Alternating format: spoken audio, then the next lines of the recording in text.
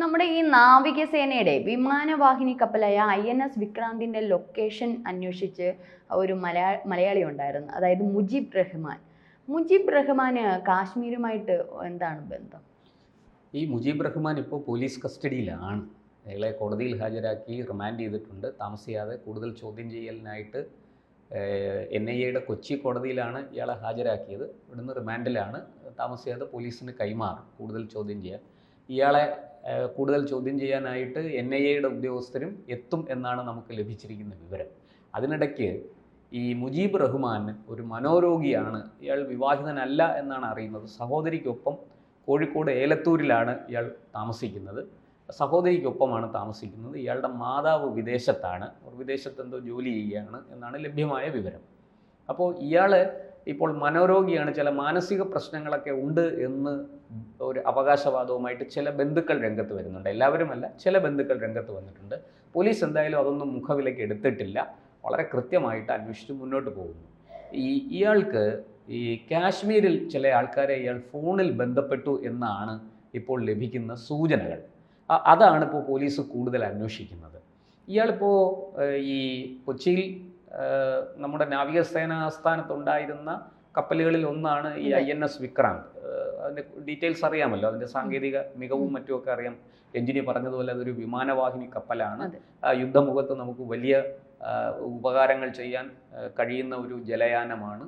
അങ്ങനെയുള്ള ആ INS വിക്രാന്ത് ഈ പാകിസ്ഥാനുമായിട്ടൊരു ടെൻഷൻ ഉണ്ടായപ്പോൾ, നമ്മൾ അതിർത്തിയിൽ ഒരു ടെൻഷൻ ഉണ്ടായപ്പോൾ നമ്മുടെ സേന അതിനെ പതുക്കെ വടക്കു പടിഞ്ഞാറൻ, കൊച്ചിയിൽ നിന്ന് വടക്കു പടിഞ്ഞാറൻ പ്രദേശത്തേക്ക് അത് ലൊക്കേറ്റ് ചെയ്യും.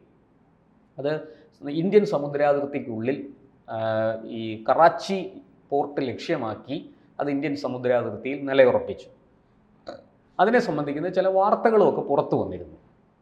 അപ്പോഴാണ് ഇയാൾ ഈ കൊച്ചി നേവൽ ബേസിൽ വിളിച്ചിട്ട് താൻ പ്രധാനമന്ത്രിയുടെ ഓഫീസിൽ നിന്നാണ് വിളിക്കുന്നത്, പേര് രാഘവൻ എന്നാണ്, ഈ INS വിക്രാന്തിൻ്റെ കറക്റ്റ് ലൊക്കേഷൻ എനിക്ക് അറിയണം, ഉടൻ തന്നെ എന്നെ വിവരം അറിയിക്കണം എന്ന് പറഞ്ഞ് ഇയാൾ ഫോൺ നമ്പറുമൊക്കെ കൊടുത്തു. ഇത് അവർ വളരെ പെട്ടെന്ന് പോലീസിനെയും മറ്റും അറിയിച്ചു. പോലീസ് സൈബർ വിങ്ങിൻ്റെ സഹായത്തോടു കൂടി ഇയാളെ ലൊക്കേറ്റ് ചെയ്തു. ഇയാൾ എവിടുത്തുകാരനാണ്, ആരാണെന്നൊക്കെ ലൊക്കേറ്റ് ചെയ്തു. വന്ന ഫോൺ നമ്പർ ട്രേസ് ചെയ്യാമല്ലോ. അത് ഉപയോഗിച്ച് വളരെ കൃത്യമായിട്ട് മുജീബ് റഹ്മാനെ അവർ പൊക്കി. പക്ഷേ ഈ പൊക്കിയിട്ടും ഇയാൾ പരസ്പര ബന്ധമില്ലാതെ സംസാരിക്കുകയാണ്. അപ്പോൾ ഇയാളുടെ ഫോൺ രേഖകൾ പരിശോധിച്ചപ്പോഴാണ് കാശ്മീരിലേക്ക് ചില കോളുകൾ പോയതായിട്ട് പോലീസിന് സൂചനകൾ ലഭിക്കുന്നത്. എന്തായാലും പോലീസ് അതിനെ സംബന്ധിക്കുന്ന കൂടുതൽ വിവരങ്ങൾ പുറത്തുവിട്ടിട്ടില്ല. ഇയാളെ വീട്ടിൽ നിന്ന് ലാപ്ടോപ്പും മറ്റ് ചില രേഖകളും ഒക്കെ പിടിച്ചെടുത്തിട്ടുണ്ട്. അത് വിശദമായ പരിശോധനയ്ക്ക് സൈബർ ഫോറൻസിക്കിന് കൈമാറിയിരിക്കുകയാണ്. നമുക്ക് ലഭ്യമായ വിവരം അനുസരിച്ച് ഇയാൾക്കെതിരെ ആൾമാറാട്ടം, അതുപോലെ ഈ രാജ്യസുരക്ഷയെ ബാധിക്കുന്ന ഈ കാര്യങ്ങളിലുള്ള അനാവശ്യമായ അന്വേഷണം, ഇതൊക്കെ അങ്ങനത്തെ കാര്യങ്ങൾ ആണ് പോലീസ് ഇപ്പോൾ അന്വേഷിക്കുന്നത്. അത്തരം വകുപ്പുകളാണ് ഇയാൾക്കെതിരെ ചുമത്തിയിരിക്കുന്നത്. കാരണം മുജീബ് റഹ്മാൻ എന്തിന് രാഘവൻ എന്നുള്ള പേരിൽ വിളിച്ചു, അപ്പോൾ ആൾമാറാട്ടം അവിടെ സ്വാഭാവികമായിട്ടും ചാർജ് വരും. അത്തരം ഇതൊക്കെ എടുത്തിട്ടാണ് ഇയാൾക്കെതിരെ കേസെടുത്തിരിക്കുന്നത്. പക്ഷേ അതിനൊക്കെ അപ്പുറത്തേക്ക് NIA വളരെ ആഴത്തിൽ ഇയാൾക്ക് ഈ പറയുന്നത് പോലെ നമ്മുടെ ശത്രു രാജ്യവുമായിട്ട് എന്തെങ്കിലും ബന്ധമുണ്ടോ, ഇയാൾ എന്തിനാണ് ഇങ്ങനെ അന്വേഷിച്ചത് തുടങ്ങിയ കാര്യങ്ങൾ ഇപ്പോൾ വിശദമായിട്ട് അന്വേഷിക്കുന്നുണ്ട് എന്നാണ് നമുക്ക് ലഭിച്ചിരിക്കുന്ന വിവരം. ഈ കൊച്ചി നേവൽ ബേസിലെ ലാൻഡ് ഫോണിലേക്കാണ് ഇയാൾ വിളിച്ചത്.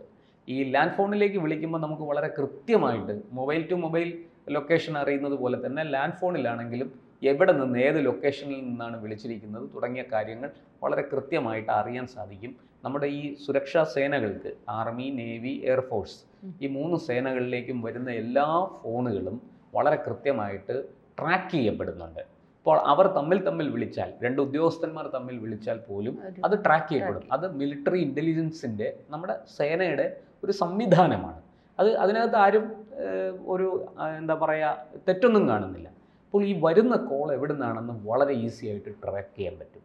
ഇവർക്ക് തന്നെ, ഈ നേവൽ ബേസിലെ ഉദ്യോഗസ്ഥർക്ക് തന്നെ മനസ്സിലായി ഇയാൾക്ക് പ്രധാനമന്ത്രിയുടെ ഓഫീസുമായിട്ട് ഒരു ബന്ധവുമില്ല, ഇയാൾ വിളിക്കുന്നത് കേരളത്തിനകത്തു നിന്നാണ്, കോഴിക്കോട് നിന്നാണെന്നൊക്കെ അവർക്കും മനസ്സിലായി. അവരതുകൊണ്ടാണ് വളരെ പെട്ടെന്ന് പോലീസിനെ ഇത് അറിയിച്ചത്.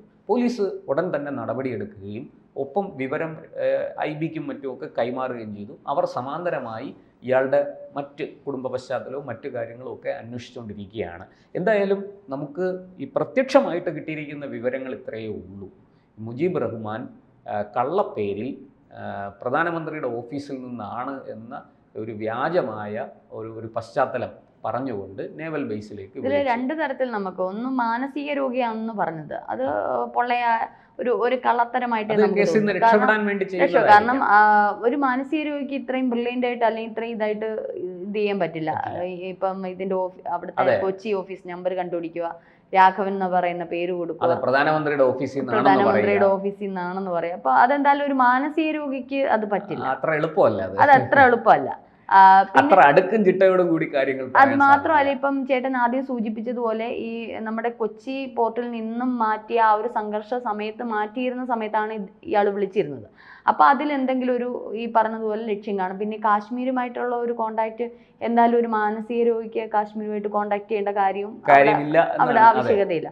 അപ്പോൾ ഒന്നുകിൽ ഒരു വിഡ്ഢിയായ ഒരാളിനെ നിർത്തിക്കൊണ്ട് ഈ മുന്നിൽ പണ്ട് നിർത്തുകയെന്ന് പറയും, നിർത്തിക്കൊണ്ട് ഇതിന്റെ പിന്നിൽ ആരെങ്കിലും കളിച്ചിരിക്കുന്നു, അങ്ങനെ അനുമാനിക്കാം നമുക്ക്. ഒപ്പം ഇയാൾ വളരെ സമർത്ഥനായപ്പോൾ നമുക്ക് വേറൊരു വലിയ വിഷയമുള്ള എന്താണെന്ന് വെച്ചാൽ ധാരാളം സ്ലീപ്പർ സെല്ലുകൾ കേരളത്തിലുണ്ട്. നമുക്കറിയാം, കാസർഗോഡെന്ന് ഏതാണ്ട് 2-3 മാസം മുമ്പ് ഒരാൾ പിടിയിലായി. അയാളെ പിടികൂടിയത് ആസാം പോലീസാണ്. ആസാം പോലീസിലെ ATS ആൻറ്റി ടെററിസ്റ്റ് സ്ക്വാഡാണ് ഇവിടെ വന്ന് അയാളെ പിടികൂടുന്നത്, കാസർഗോഡ് വന്ന്. കേരള പോലീസ് സഹകരിച്ചു. അയാൾ പിടിയിലായി കഴിയുമ്പോഴാണ് അറിയുന്നത് അയാൾ ഈ അൽ ഖ്വയ്ദ എന്ന് പറയുന്ന ഭീകര സംഘടനയുടെ ദക്ഷിണേഷ്യൻ കോർഡിനേറ്ററാണ്. അപ്പോൾ അയാളെ കൂടുതൽ ചോദ്യം ചെയ്തപ്പോൾ അയാൾ ഇവിടെ കേരളത്തിൽ വന്നത് അവരുടെ സ്ലീപ്പർ സെല്ലുകൾ കേരളത്തിലുണ്ട്, അത് ഓരോ ജില്ലയിലും ഉണ്ട് എന്നാണ് പറയുന്നത്. നമ്മള് തൊട്ട് മുമ്പേ ഉള്ള ചർച്ചയിൽ റിജാസ് എന്ന് പറഞ്ഞവരിപ്പം മലയാളികൾ, അതായത് നമ്മുടെ കേരളത്തിൽ ഇത്തരത്തിലുള്ള തീവ്രവാദ പ്രവർത്തനങ്ങൾക്ക് അല്ലെങ്കിൽ ഇതിനായിട്ടുള്ള ഈ പറഞ്ഞിട്ടുള്ള സ്ലീപ്പർ സെല്ലുകൾ മാത്രമല്ല ധാരാളം ഉണ്ട് എന്നുള്ളതിന്റെ തെളിവുകളാണ് ഈ ഒരു യുദ്ധത്തിലൂടെ നമുക്ക് മനസ്സിലാവും. നമുക്ക് ചുറ്റും ചിരിച്ചു കളിച്ചിരിക്കുന്നവരുടെ പലരും മുഖംമൂടിയാണ്, അതിൻ്റെ പുറകിൽ ഒരു വളരെ വികൃതമായ വളരെ ബീഭത്സമായ ഒരു മുഖം അവർക്കുണ്ട് എന്നാണ് ഇതിൽ നിന്ന് മനസ്സിലാക്കുന്നത്. എനിക്ക് തോന്നുന്നു ഇപ്പം ഈ ഒരു അടുത്ത കാലത്താണ് ഇത്രയും മലയാളികളുടെ ഇടയിൽ ഒരു തീവ്രവാദം. തീർച്ചയായിട്ടും അടുത്ത കാലത്താണ് അത് പുറത്തു വരുന്നത്. അതിനൊക്കെ വളരെ മുമ്പേ തന്നെ ഇത് നമ്മൾ നിസ്സാരമല്ല. ഈ അബ്ദുൽ നാസർ മദനി ISS എന്ന് പറയുന്ന ഒരു സംഘടന ഉണ്ടാക്കി ഇവിടെ പ്രവർത്തനം നടത്തിയിരുന്ന കാലം മുതൽക്ക് തന്നെ, അല്ലെങ്കിൽ അതിനു മുമ്പ് തന്നെ നമുക്ക് ഇത്തരത്തിലുള്ള പല സംഭവങ്ങളും നമുക്ക് അറിയാൻ സാധിച്ചിട്ടുണ്ട്. ഈ പറയുന്നത് പോലെ ശത്രുരാജ്യത്തെ സഹായിക്കുന്ന നിലപാട് സ്വീകരിച്ച ആൾക്കാരുണ്ട്. അതുപോലെ ഈ പറയുന്നത് പോലെ മതസംഘടനകളുടെ മറവിൽ പ്രവർത്തിക്കുന്ന ആൾക്കാരുണ്ട്. നമ്മൾ പുറമേ കാണുന്നത് ഒരു പോപ്പുലർ ഫ്രണ്ട് ഓഫ് ഇന്ത്യയും അല്ലെങ്കിൽ ഒരു ജമാഅത്ത് ഇസ്ലാമിയും ഒക്കെയാണ്.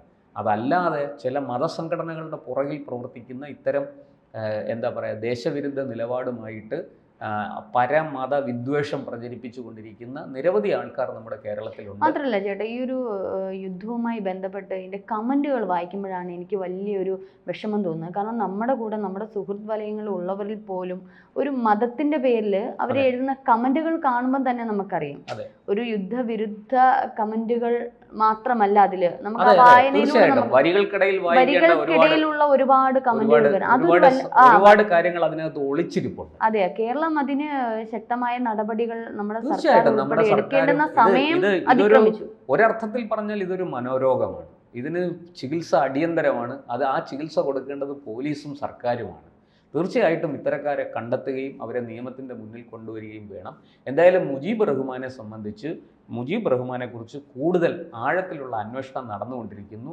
ഈ വീട്ടിൽ നിന്ന് കണ്ടെടുത്ത ലാപ്ടോപ്പിൻ്റെയും മറ്റ് മൊബൈൽ ഫോണിൻ്റെയും ഒക്കെ വിശദമായ പരിശോധന, അതിൽ നിന്നുള്ള ഡിജിറ്റൽ തെളിവുകൾ ശേഖരിക്കാൻ സൈബർ ഫോറൻസിക്കിലേക്ക് കൈമാറിയിരിക്കുകയാണ്.